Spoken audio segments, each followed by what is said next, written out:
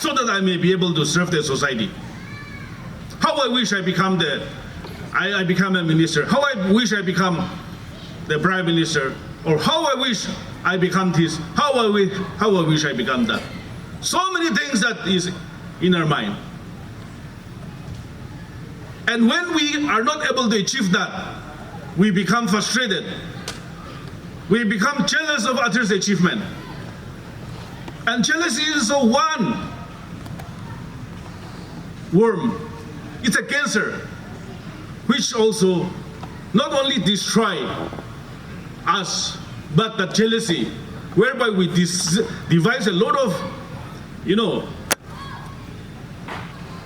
wrong thing to dislodge that person who is successful.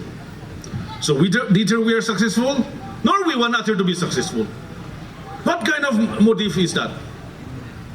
We have to rejoice in someone's achievement. If we want that blessing of God, if we want the favor from our people, because it is very easy to participate when someone is suffering, to give peace of mind, to contribute the little thing that we have.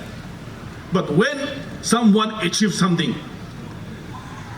it pains to rejoice with them, because you cannot achieve that you dream of. That person has achieved so much, and in the back of your mind, it hurts you. So as much as we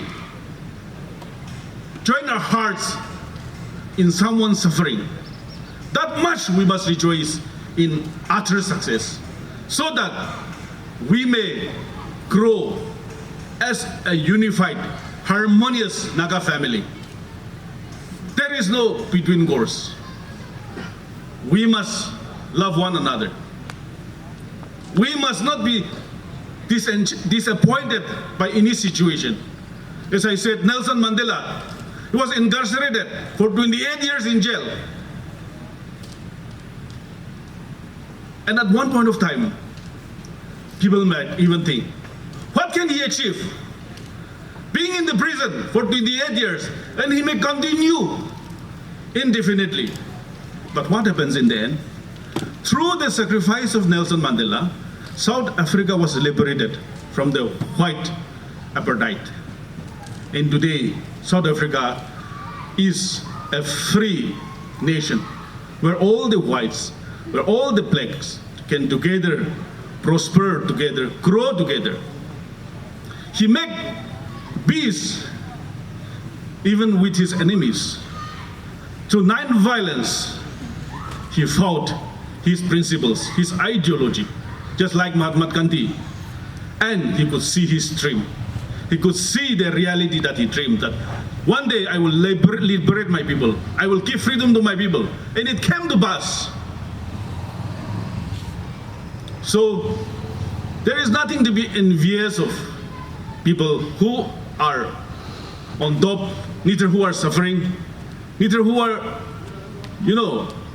struggling to become somebody in life. Because God has created us, every one of us, in a unique way, and everybody is destined for glory.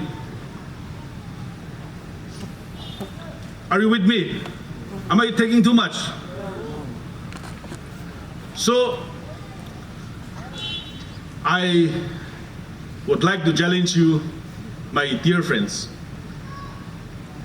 Nelson Mandela make peace with those enemies. An educated person, an erudite person,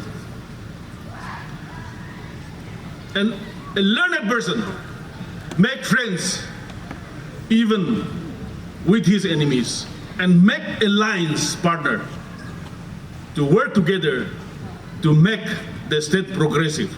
I'm not talking about opposition-less government, mind you. Don't mistake me for that.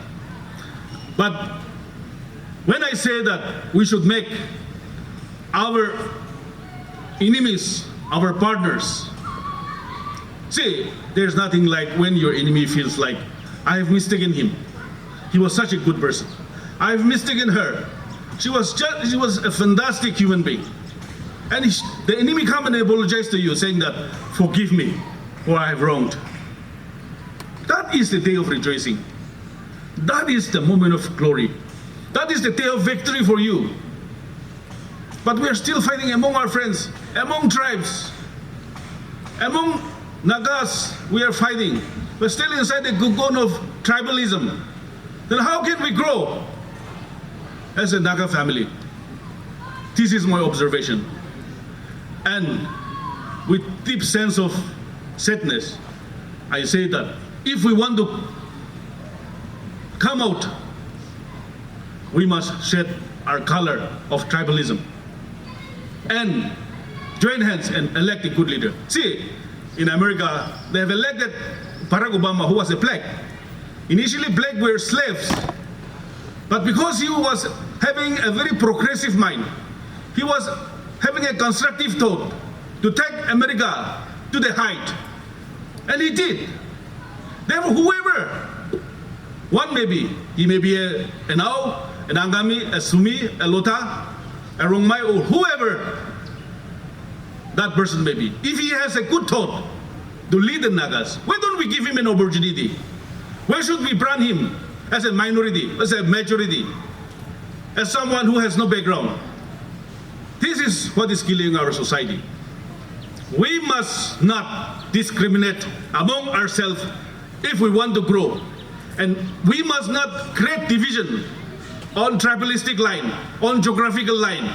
We must not form alliance on language, on geography, if we want to grow as a Naga family. If we want a progressive Naga society, we must come out of our language alliance, our geographical alliance, and as a Naga family, we must come together. Thank you. God bless us all.